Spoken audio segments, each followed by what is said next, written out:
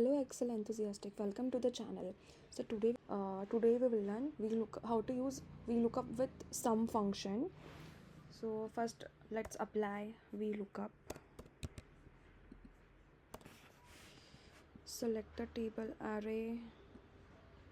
Now when you have to take multiple data from the table array, so you will give curly braces and column index number inside it. So column index number for this data is like 3 4 5 6. We'll close the curly braces, exact match. So but we have to do a total sum, so we'll add sum function over here, close the bracket and see the result has appeared. So if you like our video, please keep following Excel up for more such Excel content. Thank you.